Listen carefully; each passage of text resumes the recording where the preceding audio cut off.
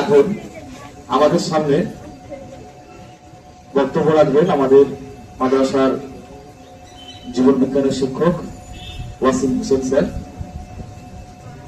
ওনাকে আমি মঞ্চে আসার জন্য আমন্ত্রণ করছি।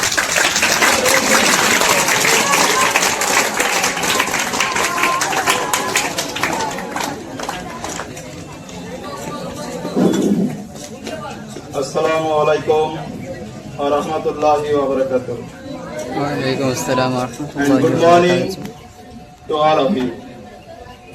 সম্মানিত প্রধান শিক্ষক মহাশয়, উপস্থিত সকল অতিথিবৃন্দ, আমার শ্রদ্ধেয় সহকর্মী শিক্ষকগণ এবং আমার সম্মুখে স্নেহের ছাত্রবৃন্দ, আপনাদের সকলকে আন্তরিক শুভেচ্ছা ও অভিনন্দন।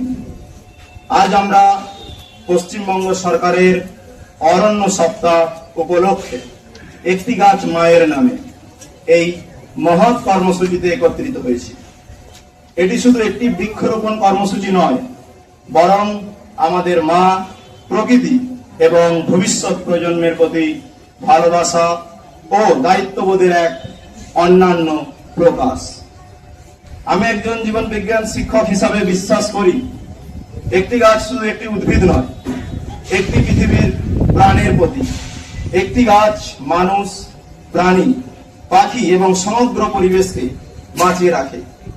তাই একটি গাছ মায়ের নামে শুধু একটি কর্মসূচি নয়, এটি আমাদের নৈতিক, সামাজিক এবং মানবিক দায়িত্ব। আমরা সবাই জানি, পৃথিবীতে মায়ের ভালোবাসা কোনো তুলনা নেই।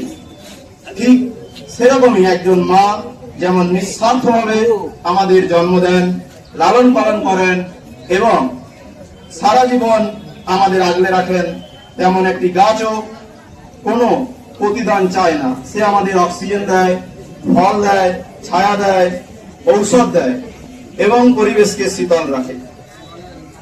তাই মায়ের নামে একটি গাছ রোপণ করা মানে শুধু একটি চারা লাগানো নয়, এটি মায়ের প্রতি কৃতজ্ঞতা প্রকাশ এবং প্রকৃতির প্রতি আমাদের দায়িত্ব পালন। প্রিয় ছাত্রবৃন্দ, আজ তোমাদের কাছে আমার একটি আন্তরিক অনুরোধ, শুধু একটি গাছ লাগিয়ে এই দায়িত্ব শেষ করব না। গাছটিকে নিয়মিত জল দেওয়া, যত্ন নেব এবং বড় করে তোলা। মনে রাখো, গাছ লাগানো একটি ভালো কাজ, কিন্তু গাছকে বাঁচিয়ে রাখা আরো একটি বড় দায়িত্ব। আজ পৃথিবীর জলবায়ু পরিবর্তন, বায়ু দূষণ, অতিরিক্ত তাপমাত্রা এবং বন ধ্বংসের মতো বড় বড় সমস্যার মুখোমুখি।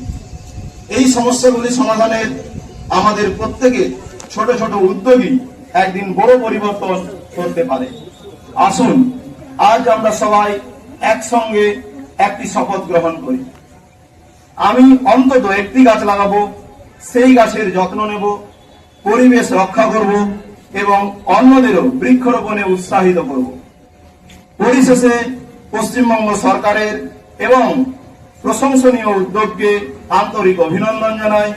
আমি আশা করি আমাদের বিদ্যালয়ের প্রত্যেকটি ছাত্র আজ একটি গাছ রোপণ করবে এবং সেটিকে নিজের পরিবারের একজন সদস্যের মতো বড় করে তুলবে। শেষে একটি কথাই বলবো, মায়ের ভালোবাসা যেমন সারা জীবনের, তেমনি মায়ের নামে লাগানো একটি গাছ ও প্রজন্মের পর প্রজন্ম জীবন দেবে। তাই আসুন আজ শুধু একটি গাছ নয়, একটি সুন্দর ভবিষ্যৎ রোপণ করি। ধন্যবাদ। জয় হিন্দ।